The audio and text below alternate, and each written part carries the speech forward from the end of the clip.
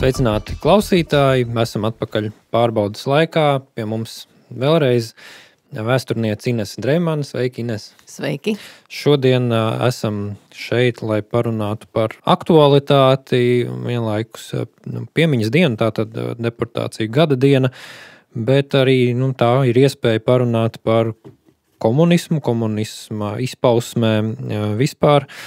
Nesen bija tātad drošības policijā vai šobrīd valsts drošības dienas saucās ziņojums par pagājušo gadu. Tur bija minēta tāda lieta, kā jaunatnē izplatās komunisma idejas. Jaunieši daudzi nespēja uz tām paskatīties kritiski, un viņiem acīm redzot nav šī kaut kāda vēsturiskā konteksta. Apmēram skaidrs, no kurienes tās idejas varētu nākt, un tāpat šoreiz nav Krievija, bet paskatāmies ASV, tad ASV 1/3 tā saukto mileniāļu, jeb jaunā paudze atbalsta komunismu.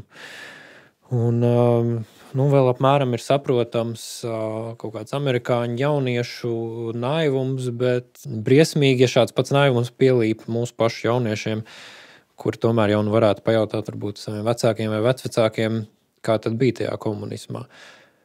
Kā jums šķiet? Kā ir ar šo situāciju? Pirmkārt, teikšu, kā ir.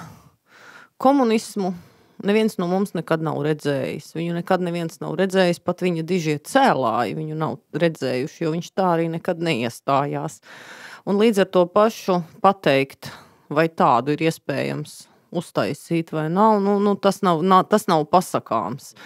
Un līdz ar to pašu grūti spriest, vai ir jāmēģina vēlreiz. Es domāju, ka noteikti nē, jo mēs visi redzam, kā tas notiek. Man šai vietā gribētos citēt kādu vēsturisku personību, Nacionālo partizānu komandieru Kārli Mūsiņu, kurš pats bija strādnieks. Viņš bija VF strādnieks līdz 1941. gadam.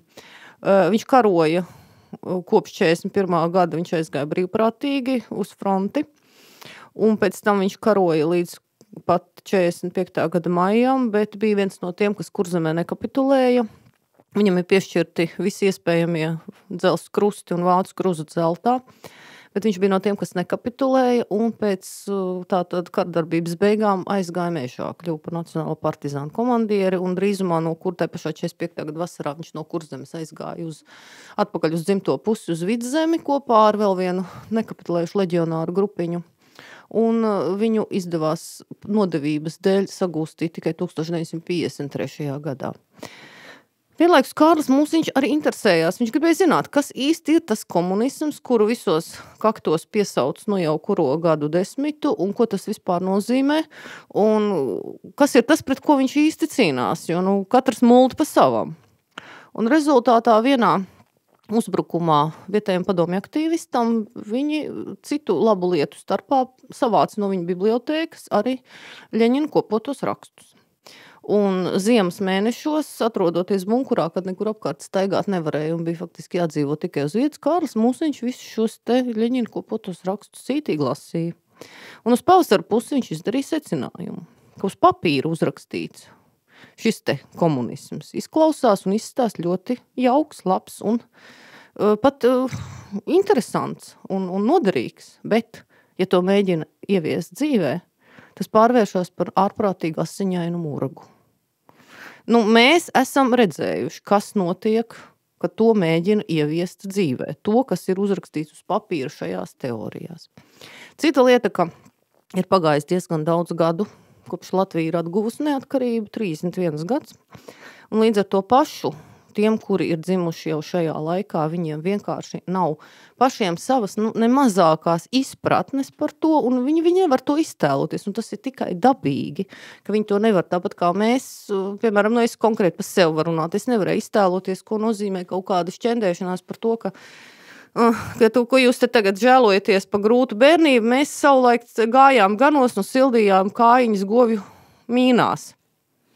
Man pilsētas bērnam es arī nevarēju to iztēloties, kā tas ir stāvēt uz klajā laukā ar blasām kājām govs pļekā. Es nevarēju to iztēloties, labi, okei. Tā kā tas faktiski ir mūsu, teiksim, tos laikus pieredzējušo uzdevums un atbildība un arī mazliet izaicinājums. Spēt atrast skaidrojumus un piemērus tā, lai bērni un jaunieši to saprota. Kas ir labi un kas nav tā, ka kaut ko, kas viņam, tas nozīmē šo te paauģu sadarbību, saprast, kādā domāšanā kāda ir viņa domāšana, kāda ir viņa apkārtne, vai ne, kādā burbulītī viņš pats atrodās, vai ne, un mēģināt, tajā kaut ko, piemēram, kad es biju maza meitene, vai ne, un, teiksim, padomju kinematogrāfu un grāmatiņu iespaidā un visus tos propagandiskos tekstiņos. Es teicu, cik tagad ir garlaicīga dzīve. Tātad tas ir 70. beigas, 80. sākums. Kad tagad karš būtu, kara laikā gan bija interesanta dzīve. Es teikšu godīgi, manā virzienā lidoja dažādi epiteti, ja, jo mani vecāki un vecvecāki bija karu redzējuši. Ja. Labi, nevienu nebija skāruši kaut kādas briesmīgas, teiksim, nopietnas traģēdijas, vai ne, bet labi, mans vectēvs krita leģionā un mans tēvs līdz ar savu brāli, līdz ar to pašu dzīvo ļoti slikti, vai ne, viņa bērnība bija ļoti smaga pēckara gados, un vēl tas zīmoks, vai ne, ka tu esi, tā teikt, fašistu bērns. Vecmāmiņa arī, tomēr, kara laiks ir kara laiks, tad ir gan mazāko ēst, gan grūti, gan vienmēr tev kaut kādu var atnākt un savākt zirdziņu vai kaut ko tam līdzīgi. Neviens negribēja atpakaļ uz kara laikiem. Jā, bet es esmu salasījis par to, ka tu kā pionieris var tur baigais varonis būt, jā. Varbūt kaut kādā mērā sīkajiem šķiet, ka viņiem ir tik labi vienai daļai. Ka gribās, lai arī būtu interesanti. Ka gribās, lai būtu interesanti, vai arī, ka varētu, it kā vēl kaut ko, arī varbūt, lai citiem būtu labāk. Un te jau sākās tā problēma, vai ne, ka, teiksim, tas jēdziens, kā būt citiem labāk? Kurā brīdī, kā padarīt to, lai citiem būtu labāk? Nomazgāsim bombzīti, jā, ļoti labi. Paņemsim dzīvot pie sevis bombzīti, atdosim savu algu bombzītim, jā, atdosim vienu no tēta traktoriem bombzītim, vai ne. Viņš tiešām spēs, tā sacīt, kļūt, uzreiz, tas viņam uzreiz palīdzēs, vai ne, vai nākamajā dienā viņš jau sāks mērīt, tā sacīt, jāsaka, kaut kādas tur apstrādājumās platības vai maksās par dzīvokli. Sarežģīti tas ir, bet protams, ka tā lieta uz papīra ļoti skaisti, visiem būs labāk, vai ne, nebūs tādu, kuriem ir pavisam slikti, visiem būs medicīniskā aprūpe, visiem būs tas, visiem būs šitas. Bet cik gadus to mazo kompanēlu atsēdēja cietumā par to, ka viņš arī gribēja, lai visiem būtu labāk.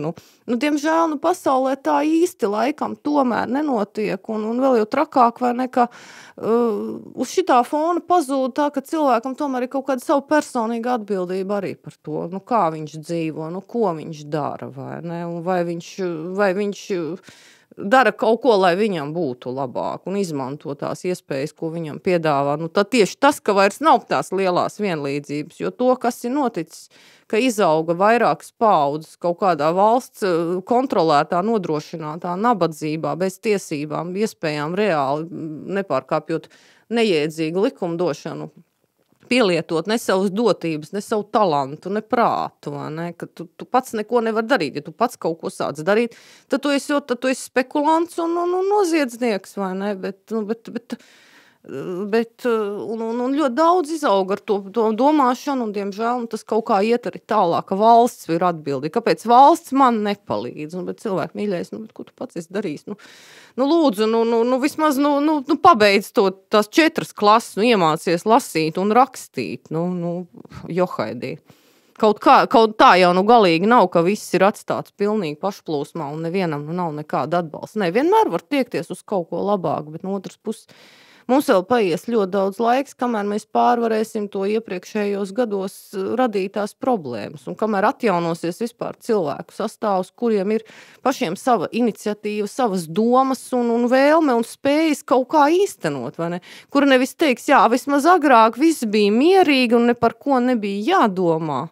Te jau ir tā nelaime. Tā ir tā briesmīgākā nelaime, ka tika atņemta spēja un nemācīja gadiem ilgi, nebija iespējams vienkārši nekur iegūt spēju pašam domāt un kaut ko plānot un virzīties uz priekšu pret kaut ko. Un tāpat laikā tas mani biedēja jau pirms iepriekšējām Saeimas vēlēšanām un biedēja arī mazliet tagad, ka, teiksim, šitās frāzes, kuras, burtiski brīžiem šķiet tā kā paņemtas no labākajiem padomu laikā avīzēm, tad mums jāmazina sociālā nevienlīdzība, mums vajag lielākus nodokļus visiem tiem bagātniekiem, vai punktu oligarhiem un tā tālāk. Cik mums ir to oligarhu? 3, 4, 5? Es nezinu, tiešām, es nezinu manu oligarhu sarakstu, ja? Bet tik daudz jau viņi noteikti nav, un, teiksim, kaut kāda dīvaina nodokļu palielināšana turīgākiem cilvēkiem pirmkārt jau sitīs pa to knapi pamazām uz kājām ceļošos, uz kājām nostāties spējušo un vēl līdz galam neizveidojušos vidusslāni. Un vai tas nenovedīs pie tā, ka cilvēki atkal vienkārši tas viss aizies atpakaļ pelēkajā zonā un būs atkal izdevīgāk nemaksāt tos nodokļus. Tagad, kad mēs beidzot sākam pārvarēt to 90. gadu murgu, vai ne, ka, teiksim, tev ir zelta pils vai ne, un zelta pots, vai ne, bet uz papīra tev ir bezdarbnieku pabalsts vai, teiksim, minimālā sētnieka alga, ja. Tad, kad tas pamazām sāk mainīties, bet, es vienkārši baidos par to, ka ar tādām lietām nevajadzētu forsēt, un galvenais īpaši jau tie teksti, tie bagātie, vai ne, uz kā rēķina viņi to savu naudu, tie lauksaimnieki ir dabūjuši. Vēlns, lai parauj, kas ir tie, kas to runā, tie ir ļautiņi, kuriem iespējams viņiem nav pat puķu poda uz palodas. Viņi nezina, ko tas nozīmē saimniekot, jā. Kāds tas ir, un nav tā, varbūt mazāk vajadzēja savulaik bērnībā kopā ar vecmāmiņu skatīties seriālu Verdzeni Izaura, jo lauksaimnieks, goda vārds nav Dons Leonsio, kurš sēž uz balkoniņu vai vicina pātadziņu, sūc savu brendiju vai kaut ko, kaktusu šņābi, un tur kaut kāds pārvaldnieks daudz nabaga plantācijas strādniekus, ja. Tā nav, jebkurš lauksaimnieks ir āvies no rīta līdz vakaram īpaši 90. gados, kad vispār viss cēlās tikai no nulles, ja, to pat katrs nevar izdarīt. Tas ir ārprātīgi. Tiešām tas prasa arī galvu, ne tikai tur spēt traktorā braukalēt pa lauku uz priekšu atpakaļ, bet ko darīt, kā paspēt, kā izdarīt, ko, kur, kāpēc, cikos. Man vienkārši mazliet sāp sirds, vai ne? Un galvenais tas, ka šitie te runātāji visticamāk savu bulciņu viņi nav audzējuši puķpodā uz palodas, viņš ņukā runādams mutē to pirādziņu, ko viņam ir sagatavoja. No miltiņiem, kurus ir izaudzējis tas ļaundars, tas oligarhs, vai ne? No kurienes tad? Es stipri šaubos, ka šitie pekstiņu bīdītāji, ka viņi paši audzē sev bulciņām izēvielas. Es te mēģināšu uztaisīt tiltu uz to deportāciju tēmu. Vai pareizi apgalvot, ka deportācijas bija vērstas it īpaši 49. gadā pret tieši šo te uzņēmīgo cilvēku slāni? Labi, 41. gadā vairāk bija varbūt šis te kaut kāds politiskā ienaidnieka moments, inteliģence, bet arī principā visi uzņēmīgi spējīgi cilvēki, vai tas ir pareizi tāds vērtējums? Tad par kurām deportācijām mēs runāsim pa priekšu, jo iemesls un kategorijas, kādēļ viņas tika veikts, tiešām atšķīrās. Varbūt atbilstoši 14. jūnijam, tad paliekam 41. gada robežās. Jā, labi. Attiecībā uz 41. gadu lieta ir tāda, ka ja 40. gadā uzreiz pēc okupācijas nekāda, teiksim, reāla pretdarbība nenotika un neapmierinātība un tādas tā kā neapmierinātība notiekošo arī parādījās drusku pamazām, jo iespējams, ka cilvēki bija mazliet šokēti, iespējams, ka arī neviens jau nesaprata, kas īsti notiek, ko un kā daudz neko, un tad vienkārši uz 40. gada beigām jau bija skaidrs, ka nav labi, galīgi nav labi, un izskatās, ka varētu būt tikai sliktāk. Un īpaši jau 41. gada sākumā, tad sāka veidoties pamazām pretošanās grupas, pretošanās organizācijas, sāka arī parādīties, teiksim, kaut kur šīs te skrejlapiņas vai ne, kaut kas tam līdzīgs. Un tā tad režīms redzēja, ka parādās neapmierinātība. iespēju robežās notiek aresti. Jā. Cilvēkus arestē, vai ne? Tos, kurus atklāja viņu saistību ar šīm pretpadomu izpausmēm un viņu veikumi parādās Čekas redzes lokā, viņi tiek apcietināti. Bet Čeka jūta to, ka viņi līdz gīsti tomēr vienkārši ar arestiem vien ar to var galā netikt. Jā. Jo bija redzams, ka tomēr labāk arī nepalīdz. Tas, ka 1, 2, 5 un 15 arestē, tas īsti neko nepalīdz. Jā, tomēr nenomierinās. Tad gluži otrādi, vai neteiksim, tas tā lieta sāk iet plašumā. Un līdz ar to paši 41. gada deportācijas faktiski bija domātas kā zināmā mērā preventīvs šāds te pasākums, lai uzreiz vienā reizē maksimāli aizvākt prom no acīm, tā rupi izsakoties, neutralizētu cilvēkus, kuri potenciāli varētu būt neapmierināti ar jauno režīmu un faktiski sastādīt, tā teikt, kaut kādas pretošanās organizācijas būt sastāvā vai ne, kuri varētu tā tad vērsties pret režīmu. Ja. Un tāpēc arī šīs te kategorijas bija noteikti izveidots noteikts kategorijas skaits, kādas personas, no kādiem sociālajiem slāņiem vai pārstāvi, tad ir jāneutralizē. Un tur tā tad ietilpa. Pirmkārt, tie ir turīgie saimnieki, turīgi namīpašnieki, turīgie cilvēki, kuriem ir nacionalizēti īpašumi. Loģiski, ka viņš nebūs apmierināts, ja vienam atņem rūpnīcu, otram atņem māju, trešam atņem zemi, par kuru viņš vai viņa tēvs ir karojuši, vai ne, un varbūt vēl labāk, vēl tālāk varbūt tā zeme savulaik ir no muižas izpirkta, vai ne, tur gadu gaitā smagi strādājot, ja. Un tagad vienā jau kā dienā tiešām pie tevis atnāk kaut kāds pagast mūlāps, vai ne, vakar bija mūlāps, šodien viņš ir partorgs, bet joprojām mūlāps, un paziņo, tu nelieti mūsu asinis, esi sadzēries, tagad mēs tev te tos tavus hektārus dalīsim, vai ne, un atdod savu Forda traktoriņu, ir vēl kaut ko, jā.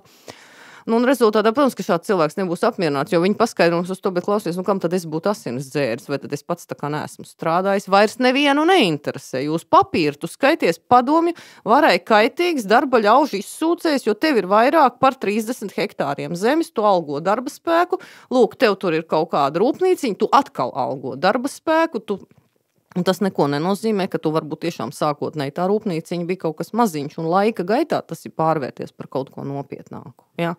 Jo šeit tomēr, ņemot vērā vēsturisko situāciju, tad nebija tā, ka te bija kaut kāds, piedodiet par izteicienu, feodāļu slānis kopš 15. gadsimta dinastija gaitā mantojuši vai ne kaut kādu tur vīnaudzēta, vīndarītavu vai porcelānu rūpniecību. Ja. Tas viss bija tomēr veidojies salīdzinoši neilgā laika posmā. Un, tā ir viena kategorija. Nākamā kategorija ir vadošas militāra personas. Ja, vadošas militāra personas. Militāras personas, tas ir cilvēki, kuri reāli var veikt jebkādu militāru darbību. Viņu vidū tātad tiek izfiltrēti tie, kuri varētu vadīt vai, teiksim, organizēt šo te lietu, jo nav tā, ka, teiksim, tad vāc vienkārši ierindas zaldātiņus vai, teiksim, tur kaut ko tam līdzīgi, bet, augstākā virsniecība tiek iekļautu kategorijā. Tas pats notiek ar policijas un aizsargu darbiniekiem, pārsvarā skarot, to augšējo daļu, tātad komandējošo sastāvu, kā arī aktīvus ierindas biedrus, par kuriem, ir informācija vairāk vai mazāk, vai viņi kaut kur ir, par viņiem ir kaut kā, ka viņi tā sacīt, jāsaka, kaut kur savulaik ir izcēlušies ar aktivitāti, ja. Tad bija viena kategorija, kas ir ar nāvi notiesāto ģimenes, kuras ir šajā deportējumu kategorijā. Tātad tās ir personas, kuras 40. gada laikā tiek arestētas un uz 41. gada pavasari, kad sākās deportācija, dokumentācijas sagatavošana, viņiem jau ir piespriests vai jau izpildīts nāves sods. Ja. Personas, kuras vēlāk tiek apcietinātas un tātad līdz brīdim, kad deportācija dokumentācija sagatavot līdz maija vidum beigām, ja viņiem tad piespriež to nāves sodu, tad viņu tuvinieki vairs kategorijā nekādā neiekļaujās, jo tas saraksts jau ir pabeigts, tā dokumentācija ir noformēta, bet tie ir agrīno arestu vai ne cilvēkam piespriež nāves sodu. Tad arī, teiksim, tie, neteiksim, jā, bet tā tad arī tie, uz kuriem krīt aizdomas, ka viņi jau darbojās vai varētu darboties kaut kādās nelegālās organizācijās, jā. Bet, nav vēl tik ļoti daudz pierādījumu, lai viņu uzreiz arestētu, vai ne, bet, vai arī, teiksim, tad pie viena, ko tad es viņu te ķēpāšos, vai ne, tad mēs vācam viņus kopā. Un tad to pašu, tātad šiem cilvēkiem konkrēti, kuri, par visām šīm kategorijām ir tātad, teiksim, viena konkrēta tātad persona, vai ne, par kuru tiek noformēts attiecīgi apcietināšanas orderis, jo šis cilvēks skaitījās, ka viņš viņš tiks apcietināts, oficiāli apcietināts ar ordeni, viņš nonāks izmeklēšanas vietā, šī gadījumā tātad ārpus Latvijas teritorijas, un tur tiks veikt izmeklēšanas darbības. Viņš atradīsies izmeklēšanā. Vienlaikus līdz ar šo te personu, un ļoti vienkārši iemeslu dēļ, lai, teiksim, arestējot vienu tātad potenciālu kontru, uz vietas nepaliktu 3, 4, 5 viņa radinieki, kuri arī nebūs apmierināti, ja, ar to, ka jo tādā gadījumā šai deportācijai nav nozīmes. Vienlaikus ar viņu konkrēto personu tiek pakļautas administratīvai izsūtīšanai, tātad ne arestam, ne tiesāšanai, bet pārvietošanai uz šī gadījumā Krievijas, Sibīrijas apgabaliem, viņa tuvākie piederīgie. Tātad vai tie vecāki, vai tā ir sieva, vai bērni, atsevišķos gadījumos arī vīrs vai bērni, jo daļa no šīm kategorijām man diezgan neliela, bet ir arī sievietes, vai ne, kuras skaitījās tātad apcietināts un tālāk gāja uz nometnēm. Un tā arī veidojās šis te deportējamo kontingents. Ja? Tāpēc uzreiz teikšu, kā ir. Nav taisnība tiem, kuri saka, ka Maskava iedeva ciparu. Maskava neiedeva nekādu ciparu.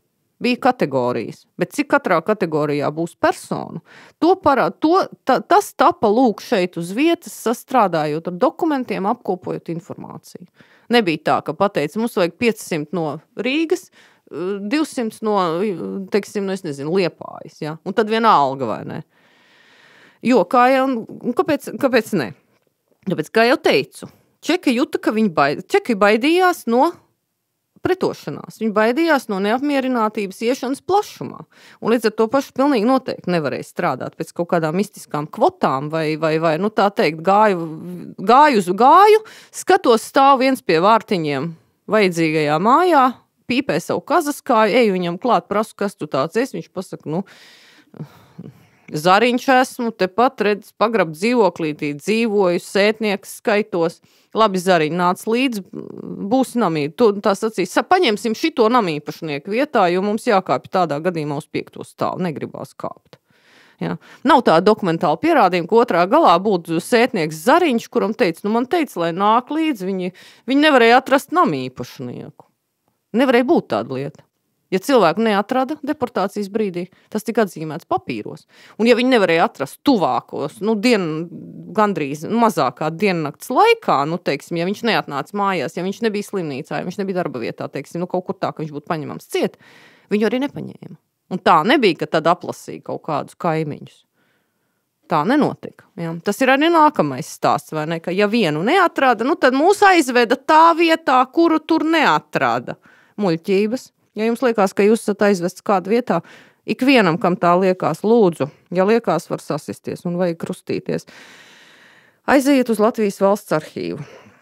Palūdziet deportācijas lietu, izpētiet un apskatieties, kas ir teikts šajos dokumentos. Un tad jūs redzēsiet, ka nebūs. Un ja tiešām kāds atradīs tādu gadījumu, tad lūdzu dodiet ziņu, jo tas būs kaut kas unikāls. Jo nostāst par to tādu sajūtu, ka visi ir paņemti nepareizo vietā. Bet, kas sāk skatīties dokumentos, tad ir pilnīgi skaidrs, ka diemžēl nē. Jūs bijāt atzīti, šī konkrētie cilvēki esat atzīti par padomju varai naidīgiem, un jūs deportēja. Tāpēc, un kādu no jums apcietināja, viņš aizgāja uz lāģeru, un visticamāk viņu tur nošāva, viņš nomira izmeklēšanas laikā badā un no dizentērijas, ja tas bija Astrahaņas cietums, piemēram. Un tā tad arī šādi tas attiecās tādā gadījumā uz 41. gada deportācijā. Ja. Protams, šī gadījumā lielākā daļa Jo cilvēkiem tā tad, var tā skatoties ir, tie nav, lielākā daļa no tiem nav lauksaimnieki, jā, tie lielākoties ir, tādi tiešām, turīgi cilvēki, tie ir rūpnieki, uzņēmēji, tie ir militāri personas, tie ir arī, atšķirībā no 49. gada, kad pamata grupa ir, tiešām, lai pamata iemesls ir, lai tomēr sagrautu individuālu lauksaimniecību. Šeit vietā pieminēt vēl vienu mītu, kurš varbūt vēl ir izplatītāks nekā šī kvotu došana no augšas, ir pretējs mīts, proti sarakstu veidošana, ko esot veikuši vietējie stukači.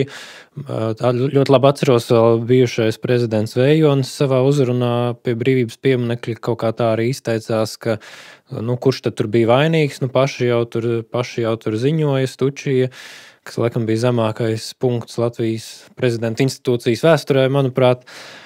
Vai mēs varētu, gribās teikt reizi pa visām reizēm, bet droši vien ar šo podcastu nebūs līdzēts, bet vai mēs varētu šo mītu mazliet panīcināt? Jā. Jau kuro gadu, katreiz, kad es pirms teikt to, kas man ir jāsaka, es vienmēr domās ievelku elpu, un man mazliet ir tāda sajūta, ka es tūlīt nošņaukšu degunu kaut kādā, svētumā, ja? Jo tāda sajūta, ka cilvēkiem tas ir, viņam liekas tas ir kā svētuma zaimošana, ka pasaka godīgo vienkāršo patiesību, visu deportāciju, dokumentāciju, šī gadījumā banāli izsakoties izsūtāmos sarakstus, sastādīja tikai un vienīgi čekas darbinieki. Tagad dosim, lai godīgai tauta ievilkt telpu un sākt sašust. Un pēc tam turpināsim. Kāpēc? Pirmkārt, tāpēc, ka tā ir slepena operācija. Mums tagad liekas, ja mēs tagad zinām, ka ir notikušas izsūtīšanas, tā arī tolaik par to visi zināja. Bet nē, tas ar to, šajā pasākumā, ka tāda lieta notiks, ka tiek veidoti kaut kādi dokumenti, stādīti kaut kādi saraksti, apkopota informācija par izsūtamiem cilvēkiem, tā neizgāja ārpus čekas līdz pat burtiski pašam pēdējiem brīdim, bet pašam pēdējiem brīdim es vēl pieskaršos. Bet kamēr notiek viss šis darbs, neviens to nezina. Ne pagasta priekšnieks, ne vietnieks, ne izpalkomā, ne partijas komitejā, ne komjaunatnes komitejā un nekur. Neko nezina. Parasti šādās vietās man parasti brēc pretī. Bet kā tad tie krievu čekisti varēja zināt, kurš te ir jāizsūta bez vietējā stukača? Bez stukača mēs nekur. Ja? Bet saprotiet, pirmkārt un galvenokārt, Latvija nebija nekāda, saprotiet, ņūņam bambija, kur nebūtu dokumentu. Visur bija dokumenti. Kaut vai saraksti par nacionalizētajiem īpašumiem tika publicēti. Tai pašā 40. un 41. gada sākuma laikrakstos tika publicēti saraksti ar nacionalizētajiem īpašumiem. Otrkārt, jebkura nacionalizācija tomēr tika noformēta uz papīra. Treškārt, Latvijā bija ļoti liels daudzums dokumentu. Ikvienā pagastā, ikvienā apdzīvotā vietā bija savi aizsargu pulku un bataljonu saraksti. Kā jūs domājat, kur viņi palika pēc okupācijas? Izkūpēja gaisā? Nē, viņi nonāca jaunās varas rokās un tika nodoti arhīvos, un, kā zināms, arhīvi atradās NKVD pakļautībā, un vidēji aritmētiski čekistam vai nokļūt arhīvā, tolaik bija daudz iekļūt pie arhīvu dokumentiem, bija daudz vieglāk nekā ierindas pilsonim. Un tas pat ir daudz vieglāk un operatīvāk sēdēt un šķirstīt papīrus, nevis skraidīt apkārt un kādam prasīt, vai ne, kurš jums te bija aizsargs. Visi bija aizsargi, jā, labi, ne visi, bet viena liela daļa. Bet kāpēc tad no visas lielās daļas tiek izvēlēts kāds 1, 2, un varbūt nevienmēr tie ir paši bagātākie cilvēki, varbūt nevienmēr, vai ne, tas būs pats lielākais komandieris, jā, varbūt tas būs. Bet tur būs arī kāds, kurš bija vienkārši, bet arī pašā laikā ir ziņas par to, ka šis cilvēks savu laiku ir saņēmis apbalvojumu, teiksim, par noteiktām darbībām, kas ir vērstas, teiksim, pret nelegālās kompartijas aktivitāšu apkarošanu. Bet tas taču viss, kaut kur taču ir dokumenti par to, ka viņam piešķirts šāds apbalvojums. Tas taču arī nebija tā, ka viņš nokrit no gaistas ordens vai godaraksts vai tam līdzīgi. Jā, un starp citu, jā, un arī čekisti tik tiešām lai iegūtu informāciju par sabiedrībā pazīstamiem un turīgiem cilvēkiem, viņi tiešām izmantoja šo te bibliogrāfisko rādītāju, es viņu pazīstu. Es pat esmu redzējusi izmeklēšanas lietas, kuru sākumā tā tad ir apcietināšana, lēmums par arestu, kurā ir norādīti cilvēki, teiksim, darbošanās piederība, sociālā piederība, mantiskais stāvoklis un ko viņš ir darījis, kāpēc, vai ne, teiksim, viņam kaut kas tur ir piederējis, vai ne, uzņēmums vai kaut kas. Un apakšā ir norādīts, no kurienes ir ņemta informācija. Un tur ir skaidrā krievu valodā rakstīts, ka informācija ņemta no grāmatas "Ja jevo znaju", tātad es viņu pazīstu. Ja. Arī šādas lietas.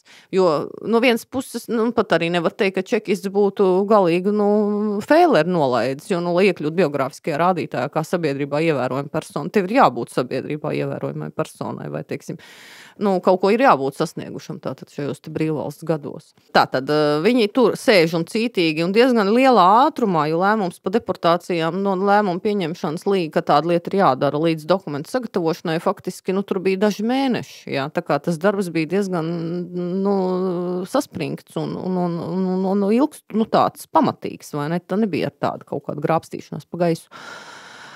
Un tajā brīdī, kad dokumentācija ir sagatavota, kad ir tātad skaidrs, ka Rīgā tanī un tanī rajonā būs tik un Liepājas apriņķī tanī un tanī pagastā ir tik un tur būs vēl, jā, tad šajā brīdī, kad dokumentācija ir noformēta, tad parādījās vietējā iedzīvotāja faktors. Jā. Labi, es vēlreiz mazliet atpakaļ. Protams, čekisti izmantoja šajā te sarakstu sastādīšanā, viņi izmantoja stukaču sniegtās ziņas par personu. Ja par kādu stukaču bija ziņojis, jā, un čekai bija šāda informācija, tai noteikti pievērs uzmanību, bet tā bija čekista atbildība, vai viņš to informāciju izmantos, vai viņš viņu neizmantos, vai viņam derēs vai nederēs. Ja. Tas arī nav tā, ka stukačs atnāca, pateica, uznet papīru galdā un teica, tu man šito izsūti, viņš baigais neliec, viņš padomu varu nemīlu. Un tad čekists saprot, būs tas šnaucers, kurš tad tagad skries un ieviesīs kārtību. Ziniet, tā ar gluži nenotika. Jā, un tad kurā brīdī parādās vietējā iedzīvotāja faktors.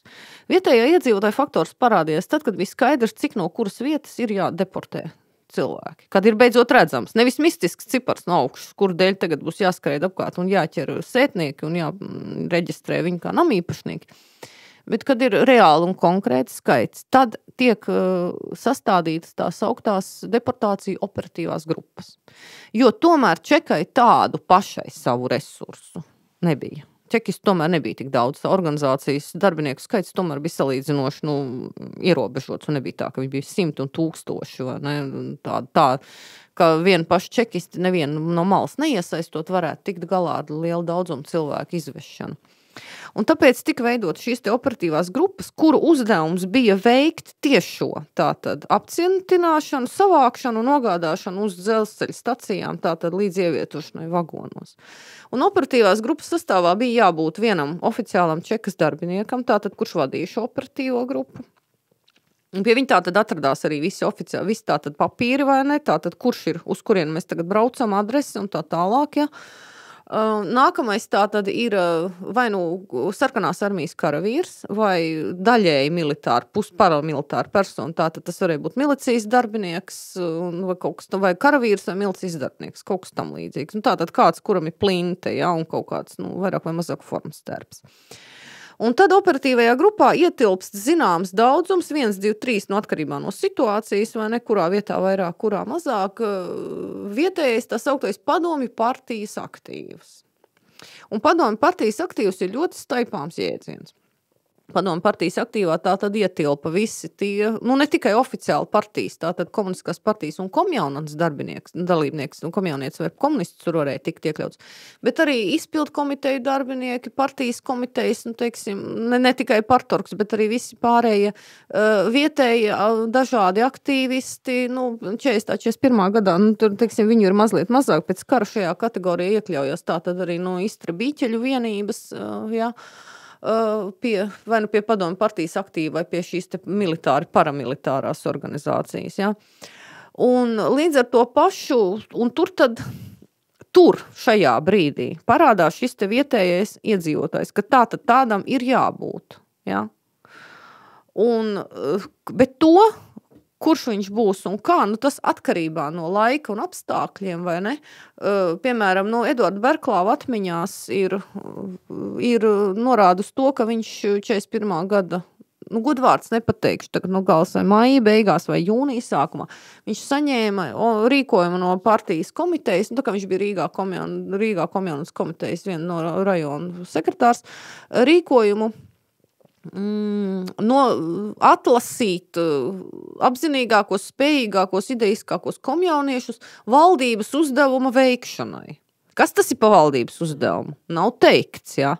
Bet tā tad šo te komjaunas komitejas komsorgu un viņu vietnieku uzdevums tā tad ir no savā tuvākajā apkārtnē, saviem komsomoļciem tā tad izvēlēties noteikti cilvēku skaitu, vai ne, kurus tā tad, mēs nododam tālāk, tā ka viņi būs vajadzīgi, vai ne, mēs nosūtam sarakstu šo cilvēku vārdiem. Es nezinu, atmiņas klusē par to, vai šiem cilvēkiem tika pateikts, ka viņiem būs jādara kaut kāds uzdevums, es tev ierakstīju, te tāds papīrs atnāca. To es nezinu. Ja? Kurā brīdī viņš šāds te komsomoļietis uzzināja, ka viņam tas būs jādara, vai kaut kas vispār būs jādara. Jo to, kas būs jādara, to gan lūk, pilnīgi visi, izņemot čekistu, uzzināja tanī brīdī, kad viņi beidzot tiek sapulcināti. Viņiem pasaka, tagad mums jābrauc, teiksim, uz Matijas ielu 45 un jāsavāc lūk šinī te listē ar visiem, kas tur mājās sēž. Viņiem ir stunda laika, viņi drīkst paņemt līdzi tik parpals, vai ne, mūsu uzdevums ir pārmeklēt dzīvokli, savākt, teiksim, ja tur ir ieroči kompromāts vai vēl kaut ko, un tā sacīt jāsaka, savākt vērtslietas, ja viņi tās gadījumā nav paņēmuši līdzi un jāskatās uz nagiem, lai kāds nemēģina aizmukt. Tikai tanī brīdī viņi to uzzina. Un kāds bija labprātības iesaistes līmenis, to ir ļoti grūti pateikt, jo šādu liecību nav. Neviens normāli, kurš piedalījies deportācijās. Pēc tam nav tā kā īsti par to stāstījis, vai ne, kā viņš jutās, vai kā viņš nejutās, nav. Šāda liecība ir ļoti maz, un pārsvarā tas ir netieši, vai ne, šīs liecības ir netiešas, vai ne, teiksim, no kāda, kas redzēja, vai ne, vai kaut ko vēlāk pēc kaut kādām atskaitēm.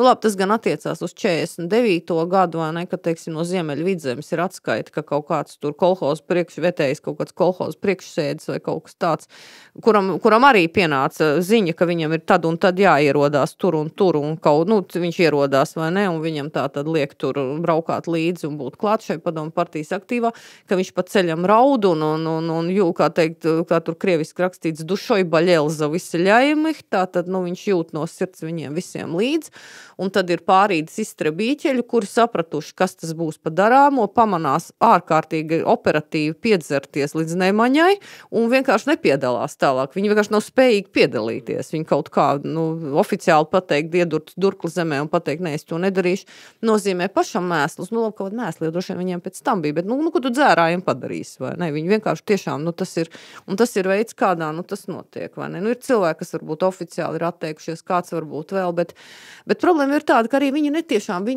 lai novērstu to, ka būs atkrišana no šitā pasākuma veikšanas, to arī turas slepenībā līdz pēdējiem brīdim. Ar nav tā, ka izlīmē, tā teikt, jau mēnesi iepriekš kaut kur sarakst. Sludinājumi, vai ne, ka būs tas un tā un šitā, jo vēl jau arī ir vēl viena kategorija cilvēku, kuri, un tur es pieņemu, nonāk absolūti nebrīvprātīgā veidā. Tie ir automašīnu šoferi, jā, kuriem tātad šie deportējumie ir jāpārvadā. Jā, tur vai, teiksim, iesaistīti, teiksim, no citām mājām ar ratiem un zirgiem vai tā kā kaut kāda darba veikšana. Šie cilvēki pilnīgi noteikti nezina, kas ir pa lietu. Jā, un kāpēc viņiem tur ir jābūt. Bet arī ir ļoti maz tiešas informācijas par to, kuri tie ir vai nav bijuši. To arī var reizēm lobīt ārā tikai no kaut kādiem papildus materiāliem, jo kurš tad godīgi vai ne pēc tam vai ne. Es, piemēram, arī zinu gadījumu, ka tiešām tas attiecās gan arī uz 49. gadu, kā sievietei vai ne, viņai bija 40 gados bija tās šķūtīs vai ne, ka no saimniecības noteiktā laikā tur pagastu darbiem vajadzēja dot tur ratus vai ragavas zirgu atkarībā no gada laika. Un arī pienāk rīkojums, vai ne, tad un tad ierasties izpildu komitejā, tas ir marts vai ne, laiks vēl draņķies, tad kamanām un ar zirdziņu, jā. Un tad, kad kundzīte atbrauc, vai ne, tad, jā, labi, kas ko, bet tad, kad kamanā sāk sēsties iekšā čekisti, miliči un zaldāti, vai ne, un viņi tiešām braukā pa mājām, viņi ir spiesti vadāt šo te varzu, un vest cilvēkus, kas ir tātad turpat vietējie pagastiedzīvotāji. Un kā man stāstīja, tātad viņas tuvinieki, 8 gados viņi bija ļoti nobijusies, viņi baidījās, ka viņu sauks pie atbildības, jo viņi ir piedalījusies deportācijās. Jā, lai gan šī gadījumā mēs nevaram runāt par labprātīgu un apzinātu iesaisti. Jā. Tā kā vietējais faktors pastāv, bet vietējais faktors parādās tajā brīdī, kad čekisti ir izdarījuši savu darbu. Protams, ir viena daļa, kas ļoti labprāt to gribēja darīt, un kuriem likās, tad beidzot mēs tagad visiem tā riktīgi kaut ko parādīsim, vai ne? Bet pirms šādu secinājumu izdarīšanas tomēr ir jābūt diezgan uzmanīgiem un mazliet tur būtu veicams milzīgs darbs ar dokumentiem, jo noskaidrot, kādas personas ir bijušas operatīvajās grupās, ir ļoti vienkārši izmeklēt tajos pašos deportāciju lietās, kur ir tā sauktais lists izjeķī, viens no pirmajiem dokumentiem. Tātad, izņemšanas lapa, kurā ir norādīti visi, kur šī konkrētajā adresē vai saimniecībā tiek pakļauti adresam un izsūtīšanai, un labi dokumentu beigās tā tad ir parakstījies gan šis te čekists, gan arī visi pārējie, kas ir, un tad tur pastrādājot vēl, bet, es pieņemu, ka tas ir diezgan pamatīgs darbs, jo, diezgan daudz to lietu, tas materiāls diezgan apjomīgs, bet, un tad arī atšifrēt to, bet, kaut ko no tā, protams, var izfiltrēt, jā. Kaut ko no tā, protams, var izfiltrēt, bet, kā es teiktu, dodot vērtējumus, ir, jācenšās, neteiksim, saprast vai neteiksim attaisnot, bet tomēr paturēt prātā kaut kādu momentu, vai ne, kā arī tam pagastu milicim. Viņš varbūt to vairāk ātrāk zinājis, viņš būtu varbūt arī piedzēries. Jā. Varbūt nē, bet varbūt jā, viņš varbūt paspējis piedzerties vai, teiksim, iegriezt sev pirkstā vai atsirvi iecirst kājā, kur es varu aiziet, kāja kā bluķis.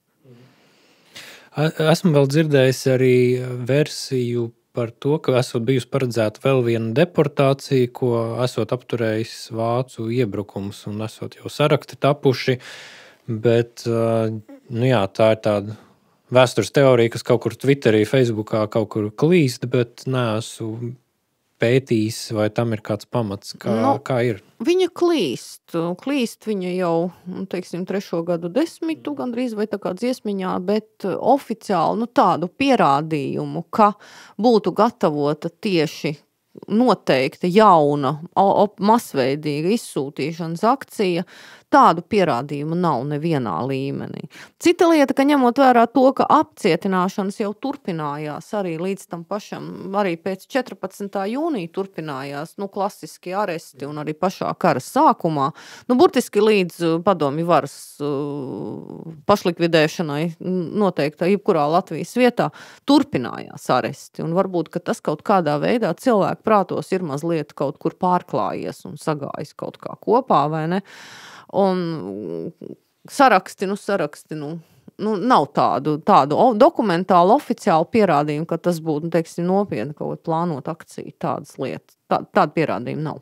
Jā, es teikšu paldies, kā jau iepriekš arī šoreiz tēma ļoti plaša, noteikti varam kādreiz atgriezties, varbūt 49. gada deportāciju kontekstā, jo jā, runāt ir par ko mītu, joprojām ir daudz ko dekonstruēt. Mans secinājums ir domājam loģiski, un tad jau daudz kas paliek skaidrāks. Un ejam uz arhīvu, pētam materiālus un jautājam, ja kaut kas nav skaidrs, un tikai pēc tam izdaram secinājumus. Jā, nevis sākam ar mītiem un briesmu stāstiem, jo tāpat jau ir briesmīgi, nevajag piedomāt klāt. Paldies un uz tikšanos kādreiz vēl notiek. Uz redzēšanos.